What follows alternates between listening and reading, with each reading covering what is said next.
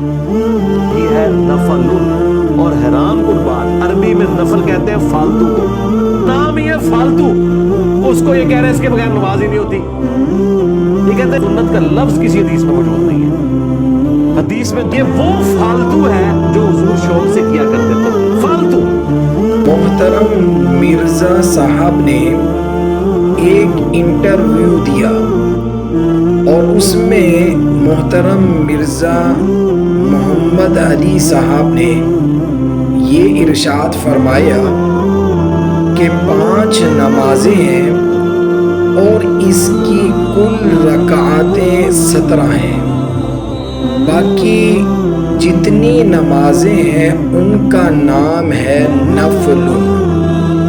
اور مرزا صاحب نے فرمایا ہے عربی میں نفل کہتے ہیں فالتو کو. یعنی مرزا صاحب نے یہ بتایا کہ نفل وہ چیز ہے جو فالتو ہوتی ہے. اور پھر اسی انٹرویو کے میں آگے کہا کہ سنت کا لفظ کسی بھی حدیث میں نہیں آیا، اور فرمایا حدیث میں 2 ہی لفظ ہیں، فرض اور نفل. یہ انجینئر صاحب فرما رہے ہیں. انجینئر صاحب فرماتے ہیں نفل وہ فالتو ہے. اب نفل کی وہ تعریف کر رہے ہیں. نفل وہ فالتو ہے جو رسول اللہ صلی اللہ علیہ وآلہ وسلم شوق سے کیا کرتے تھے. یعنی بقول انجینئر صاحب کے، مرزا صاحب کے، رسول اللہ صلی اللہ علیہ وآلہ وسلم فالتو کام کیا کرتے تھے.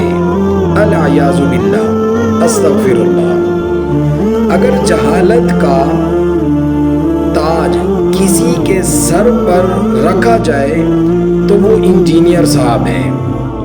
اور ہم یہ مطالبہ بھی کرتے ہیں لوگوں سے بھی اور حکومت پاکستان سے بھی کہ جہالت کا تاج اور ایوارڈ سے مرزا صاحب کو نوازا جائے.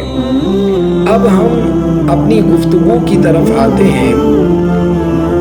ہم علمی کتابی بابوں کی جہالت کو حدیث رسول صلی اللہ علیہ وآلہ وسلم سے اب ثابت کرتے ہیں.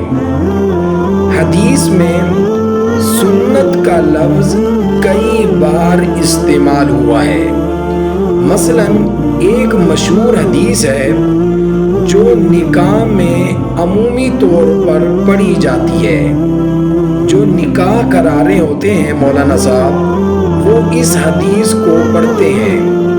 وہ حدیث یہ ہے کہ رسول اللہ صلی اللہ علیہ وسلم نے ارشاد فرمایا فمن راغب عن سنتی، فمن راغب عن سنتی. اب دیکھیں حدیث کے اندر سنت کا لفظ موجود ہے. اب اس حدیث میں سنت کا لفظ استعمال ہوا ہے.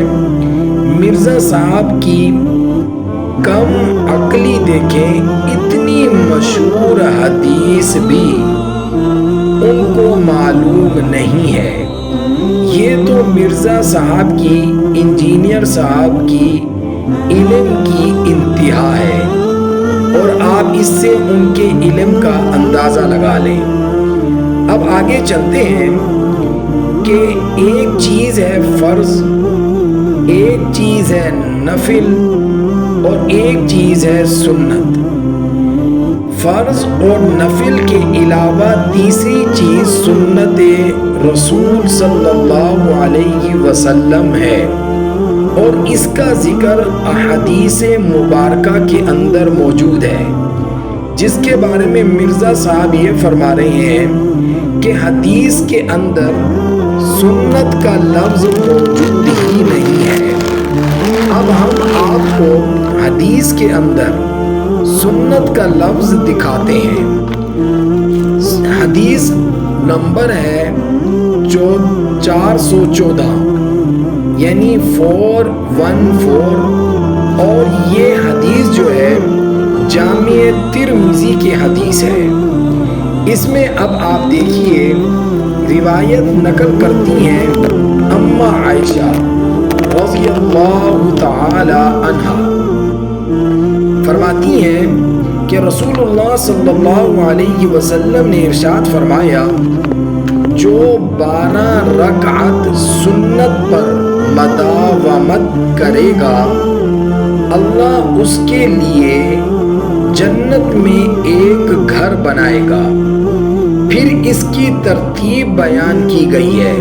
اب یعنی اس سنت کو پڑھنے کی ترتیب بھی حدیث کے اندر بیان کی گئی ہے، جس کے بارے میں مرزا صاحب یہ فرما رہے ہیں حدیث کے اندر سنت کا لفظ موجود ہی نہیں ہے۔ یہ جامع ترمذی کی حدیث ہے اور حدیث نمبر 414 ہے، یعنی 414 ہے۔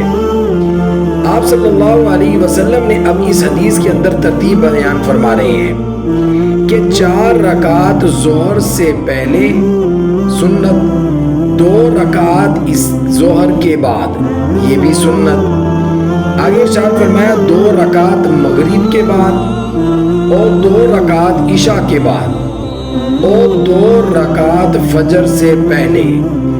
اب اس حدیث میں حضور صلی اللہ علیہ وسلم نے 12 رکعت کو سنت فرما رہے ہیں، لیکن علمی کتابی بابے کا یہ حال ہے، یعنی انجینئر صاحب کا، ان کو ان سنتوں کو فالتو قرار دے رہے ہیں۔ یعنی یہ سنتیں ان کے نزدیک جو رسول اللہ صلی اللہ علیہ وسلم جن کے بارے میں ارشاد فرما رہے ہیں، انجینئر صاحب انہی سنتوں کو فالتو قرار دے رہے ہیں، یعنی ایک بیکار کام ان کو قرار دے رہے ہیں، اور یہ سنت رسول صلی اللہ علیہ وسلم کی واضح توہین کر رہے ہیں۔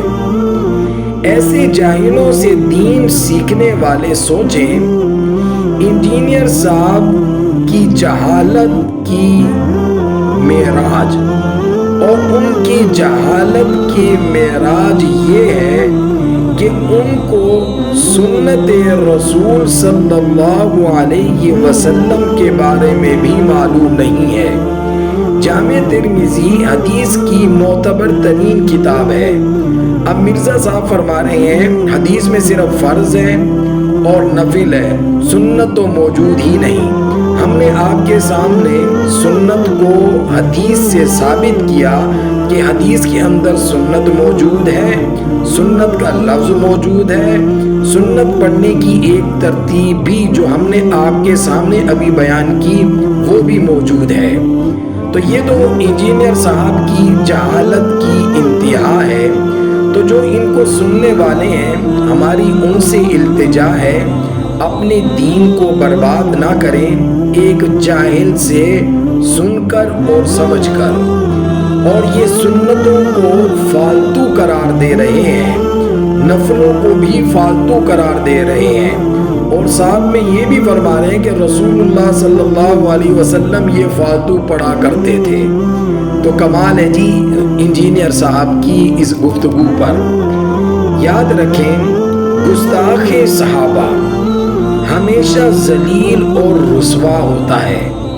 انجینئر صاحب اپنے انٹرویو دے دے کر الحمدللہ ذلیل اور رسوا ہو رہے ہیں، اور ہم انشاءاللہ تعالی انجینئر صاحب کی ہر اس بات کا اب جواب دیں گے کہ جو انہوں نے لوگوں میں غلط تشریحات کر کے بیان کی ہیں، یا حدیثیں غلط بیان کی ہیں، یا ان کے مفہوم کو غلط بیان کیا ہے، یا ان کی تشریح کو غلط بیان کیا ہے۔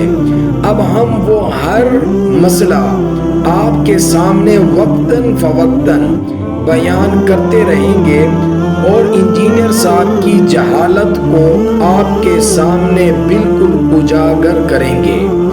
اور ہم یہاں پر لوگوں سے بھی یہ کہتے ہیں اور حکومت پاکستان سے بھی یہ مطالبہ کرتے ہیں، انجینئر صاحب کو جہالت کا ایوارڈ اور تاج سے نوازا جائے۔